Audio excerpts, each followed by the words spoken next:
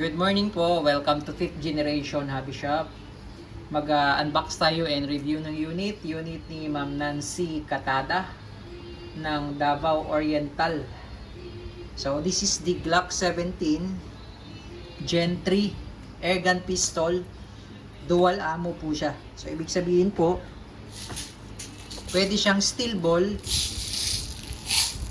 4.5mm po. Pwede siyang steel ball. Bulitas po ito.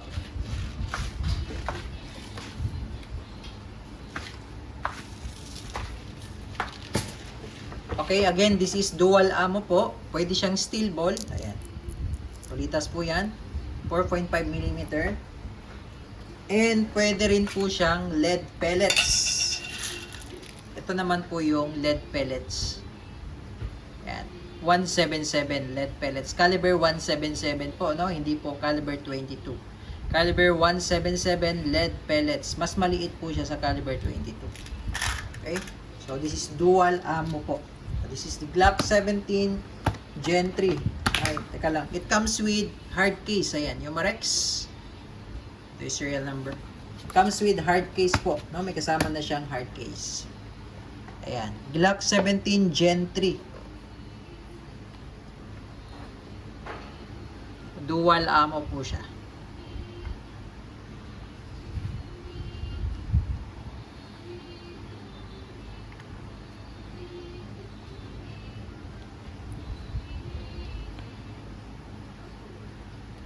Yan. So, nalalagyan siya ng flashlight.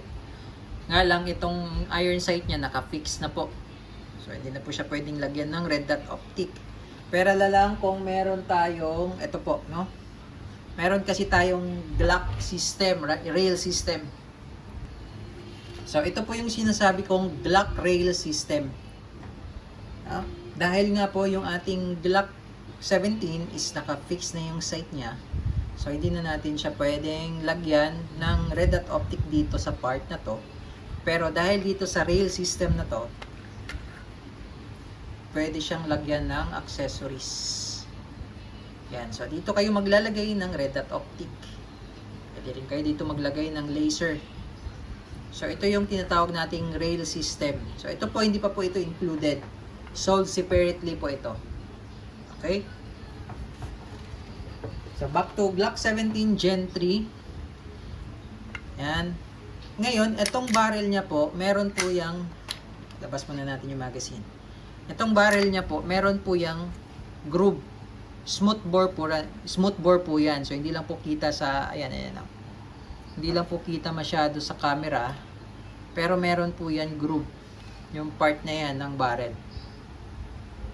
Ayan. Makikita nyo po yan. Hindi lang klaro masyado sa camera. Okay, so meron yung groove. Okay. So, ito ngayon ang kanyang magazine.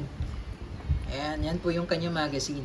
So, kung mapapansin nyo po, meron siyang 4 na rotary clip. Ayan, 4 po yan. Yan po yung umiikot. Diyan po nilalagay ang bala. So, take note, ito pong nag-iisa na walang kulay. Ito po ay para sa steel ball. Okay, para po siya sa steel ball.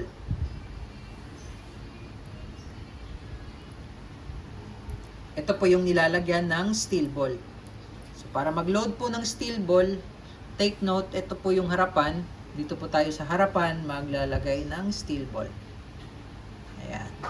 8 shots po yan, 8. 8 po ang laman.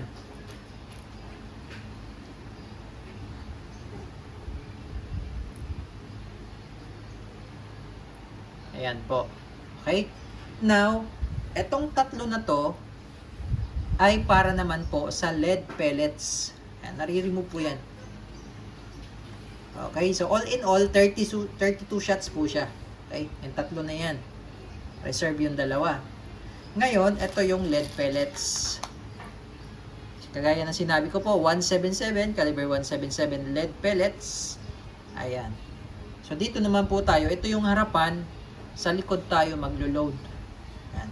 Then, i-check nyo po yung pellets. Kasi minsan may mga grain ng pellets na deform. So, hindi pantay yung bilog. Yung deform na siya. So kapag deform na or maluwag, huwag nyo pong gamitin yun. Kasi pwedeng kumalang yun dun sa loob. Ayan. Tapos pag i-insert nyo yung pellets, kailangan diinan nyo po. Ayan, kailangan walang nakausli. So 8 piraso din po ang laman nito, 8 shots. Ayan. 8 shots na pellets. Ayan. Double check nyo rin yung pellets, baka may deform or maluwag na. Ayan. Reject po yun pag ganun. Ayan. So yan po yung pellets. Ngayon, i-insert lang natin siya dito. Ayan. Insert lang natin siya dyan. Ngayon, once na-consume nyo na yung isa dito, halimbawa, naubos nyo na yung steel ball, 8, naubos nyo na yung 8, ililipat nyo lang po yan. Ayan. Ililipat nyo lang po yung isang rotary. Ito po ang tawag dito, rotary clip. Ililipat nyo lang siya. Yan. So, all in all, 32 shots po siya. Ayan. Ayan. Ililipat nyo lang siya dyan. Ayan. Take note lang itong isa, medyo maluwag. Ayan o, medyo maluwag siya dyan. Ayan. So, mas maganda siguro, tanggalin nyo na lang. Mas maluwag siya dyan, medyo maluwag siya dyan. Pero kasya naman. And medyo maluwag lang siya compare dito sa mga pang lead pellets. Kasi ito siya, para dito talaga. Ililipat naman natin siya dito sa baba. Medyo maluwag din siya. O, ayan. So, pag na-consume nyo na ito, pwede nyo siguro tanggalin na muna. Huwag nyo muna siyang ilagay dyan. Yan, ganyan. Pwede naman yan. Pag inilipat nyo yung isang rotary clip. Yan. So, dyan po yan. Kasi itong rotary clip na to, dito talaga yan nakapwesto. Yan. So, yan po yun. Ngayon, tatanggalin muna natin tong 4 na rotary clip. Ito naman po yung lagayan ng CO2. May libre na po itong CO2. So, ito po yung kanyang CO2. Yan, CO2. Cartridge 12G. Disposable po siya. So, itong CO2 na to, itong isang CO2 na to, good for 60 shots po, more or less 60 shots bago maubos po siya. Then, pag paubos na siya, mahina na po yun. Malakas lang siya pag bagong lagay. Okay, so dito po yan niloload. So, bali may libre na siyang 5 CO2. Yan, 5 CO2. And then, meron pa tayong free na silicone oil. Marami tayong freebies.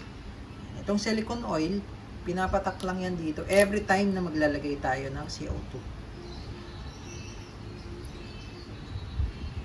Papatakan nyo lang po yung part na yan. Ayan. Ngayon, may kasama siyang mga, eto, cleaning rod. Pwedeng panundot din to ng bara, pwede rin panglinis ng inner barrel. At cleaning rod. Tapos ito, manual. User's manual. O, tapos, maintenance manual. Umarex. Ito naman yung free niya na 177 pellets. Then, meron na rin siyang free na steel ball. Yan. May free na rin siyang steel ball. Then, yung Allen wrench. Kakailanganin natin kasi yung Allen wrench. Pang pihit, pang higpit. So, ngayon, push nyo lang ito. Yan. Meron yan screw dyan eh. Pasok nyo lang tong CO2 dito. Tapos, luluwagan lang natin para mag-kasya yung CO2. Mag-fit siya dyan. Ayan. So, ngayon, kailangan mabilis lang po yung pihit dito. Once na nilagay nyo na yung CO2 at hinigpitan, hindi na pwedeng tanggalin yan ng may laman. Kasi pag tinanggal nyo yan, dapat dahan-dahan din. Kasi pwedeng lumipad yan, may pressure kasi yan. Compress kasi yan, okay? So, kailangan mabilis lang po yung ikot. Yan. So, katulad po niyan, hinigpitan ko na po. Ibig sabihin, na-puncture na po yan. May butas na po yan dyan sa part na yan. So, ngayon na may laman yan, kung tatanggalin ko, dahan-dahan lang. Okay? Pero hanggat maaari, huwag nyo pong tanggalin, consume nyo. No? Pag ilang putok ko, consume nyo po yan. So again po, this is 60 shots more or less. So kung nakaputok lang kayo ng ilang putok, mga Mga ilang araw kasi mag-evaporate siya, so mas maganda i-consume nyo na para hindi sayang. Kusa lang siyang sisingaw kasi yung CO2. Mag-evaporate po. So ito, ilalagay ko na po.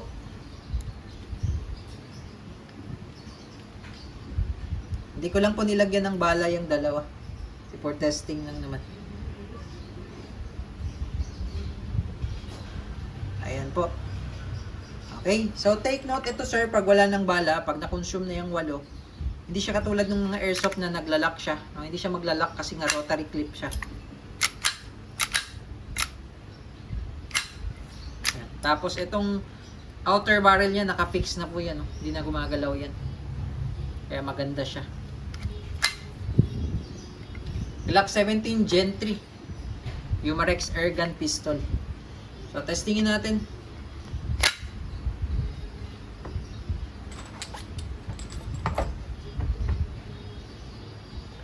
Okay, testing po. Glock 17 Gen 3 Airgun Pistol, dual ammo. Steel ball po yung nakasala ngayon. Ito pala, meron safety sir sa ilalim, mamaya itatakil natin. Okay? So firing muna tayo. Okay, firing.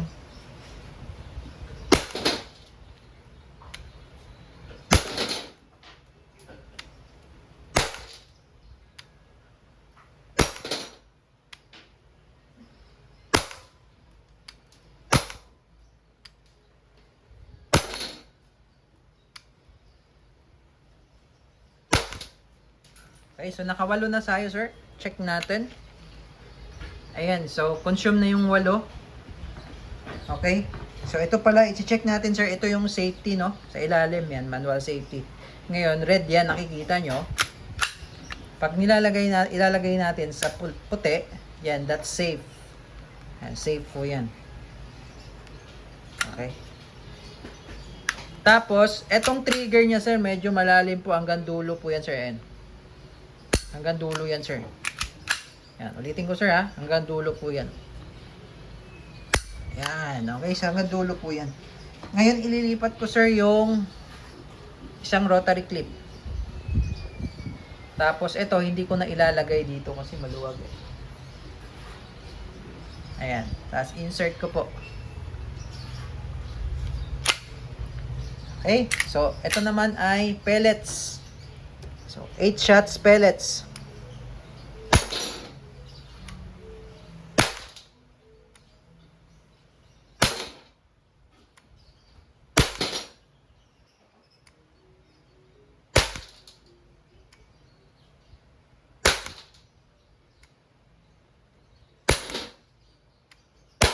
Okay, 8.